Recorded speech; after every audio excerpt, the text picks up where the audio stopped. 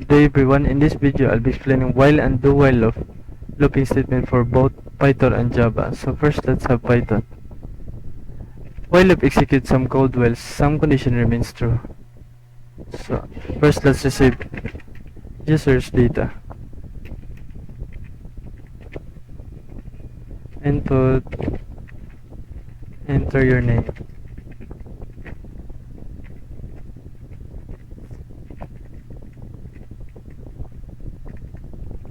So first let's try it on if else statement. If name equal to empty string, print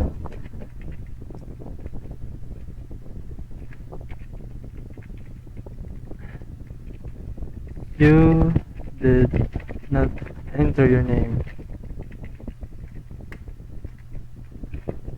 else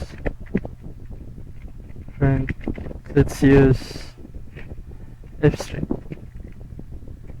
So hello name,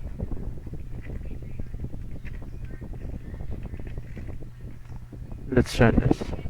So if we skip this input, it would execute this block of code and it would end. So what if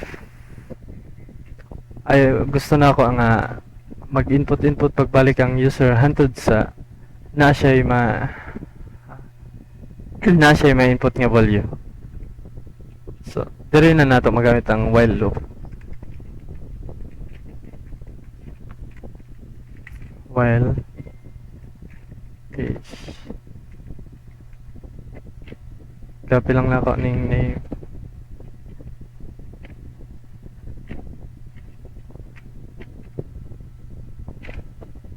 So while name is equal to empty string, it would execute this block of code. Let's try it.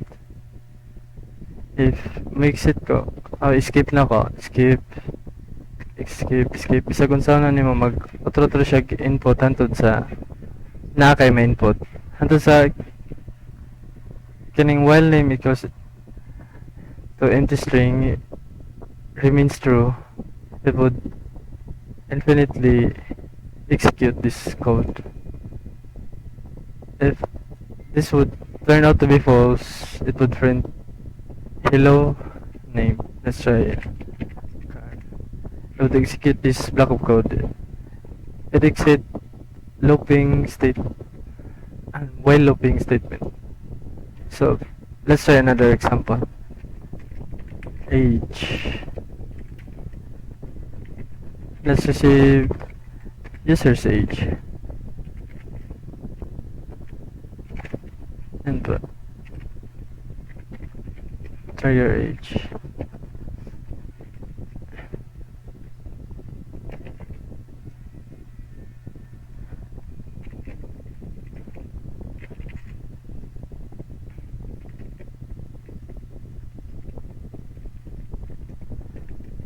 We want the age to be positive.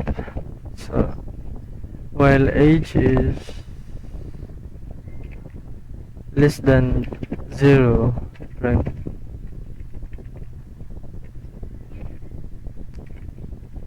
age cannot be, age can't be 0, age can't be negative.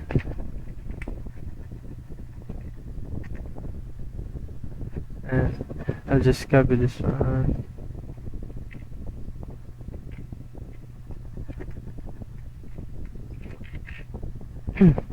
Print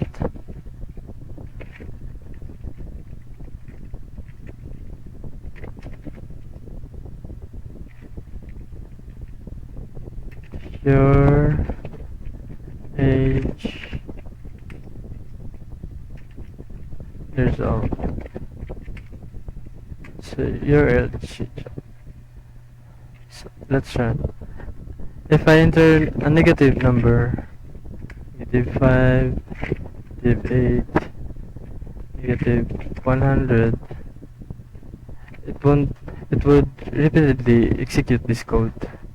So to execute this code, we would like it to input a positive number. So 8. Here. So it exit the while loop statement and it continues to line number 9, which is your 8 years old. So, and remember, if while you're doing while loop, remember to have this type of code to control infinite loop. Here's an example. If I enter a negative number, it would infinitely print this code, this block of code. So that's why I put this one. To control the infinite loop.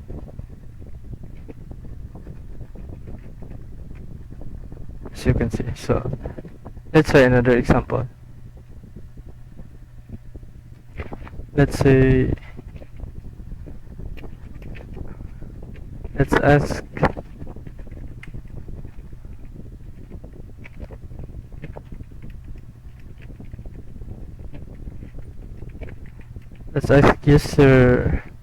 user's favorite food and risk you to quit.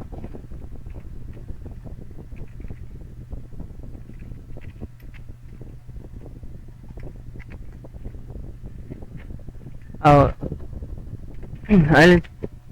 introduce now ang logical operators, which is not.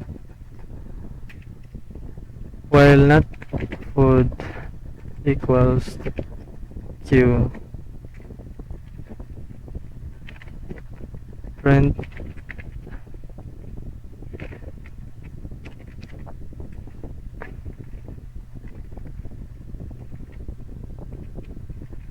you like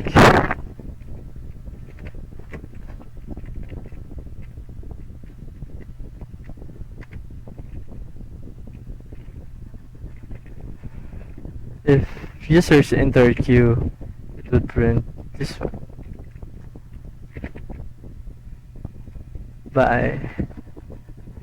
Let's control the infinite loop by putting this block of code. So let's run this one.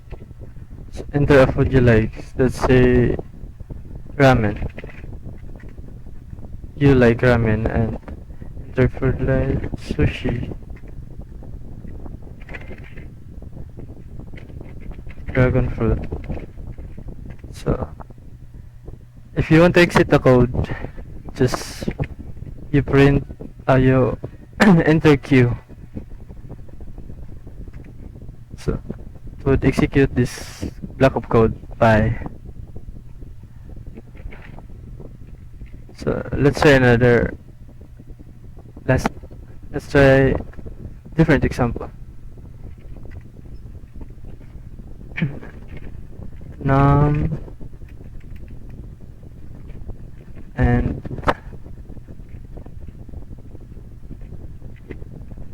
input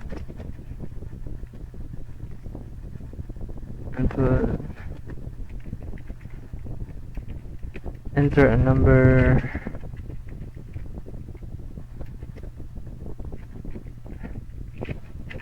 between 1 to 10.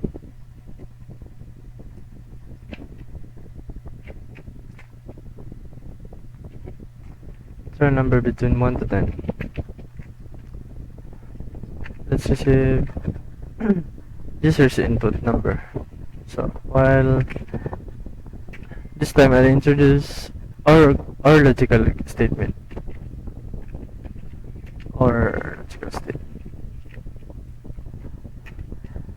while num is less than 1 or num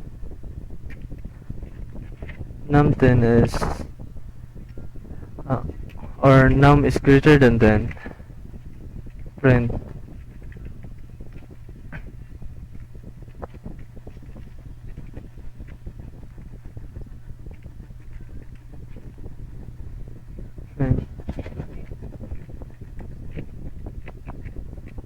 not valid. It's not valid.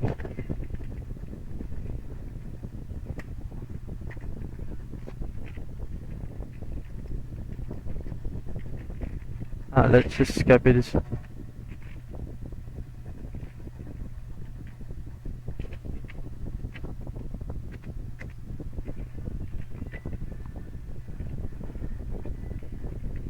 String.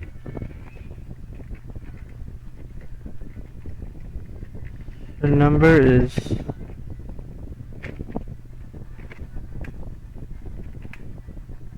now. So while variable while num is less than 1 or num is greater than 10, print is not valid. So if this condition is true, it would print this block of code infinitely unless you type a valid number, say 90. Not 1, 10. Your number is 10, so it would exit this while looping statement and would continue to line 9. It would print your number is 10.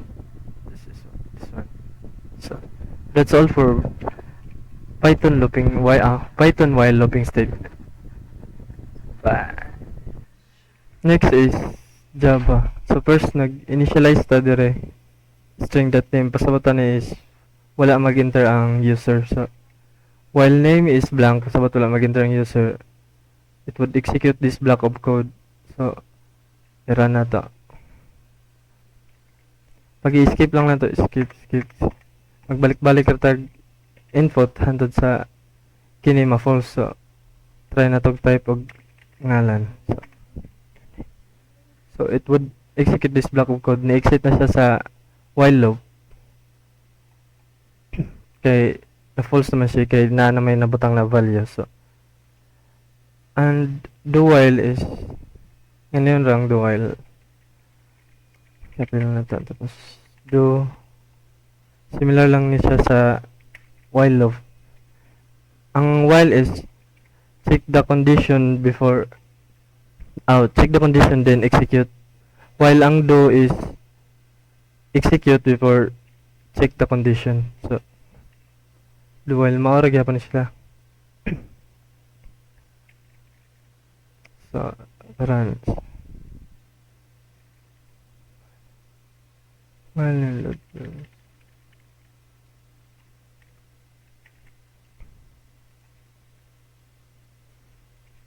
So dara nag-execute siya first and then Carl, and then check niya ang condition kung name is blank. Kung ang name is blank, mustap ra siya dire. Naka-type man tag ngalan, so mao nang kanin like execute siya sa while loop or do while loop. So next example is try na tog string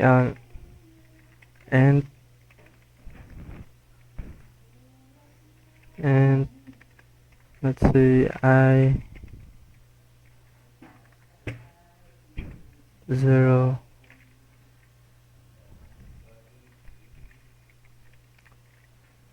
while ang I variable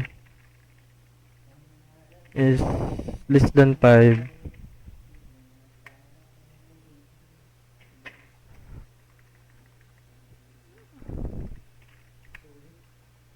print I.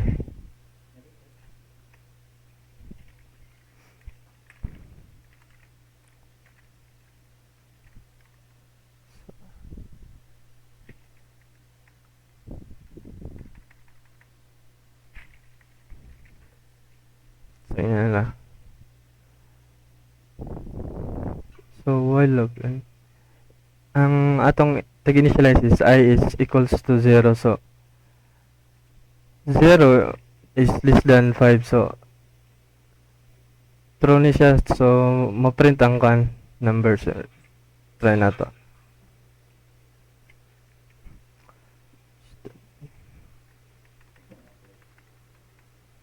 I-delete lang na to sana.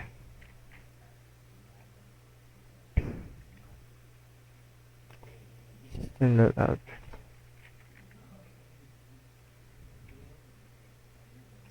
So na, while 0 is less than 5, print I.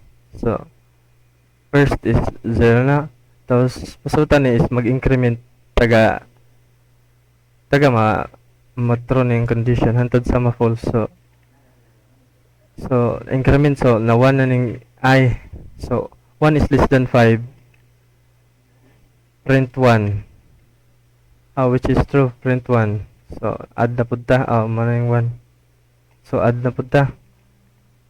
So, 2 is less than 5. So, print 2. So, which is 2. So, add na po. Og 300 sa ma 5 na siya is, which is false na. So, dili na siya ma-execute. Kay na false naman. So, tama na siya sa 4 kay 4 is less than 5 man. So, kung maging tag equal is tama siya sa 5. Kay 5 is less than or equal to 5. So, mawala to sa Java.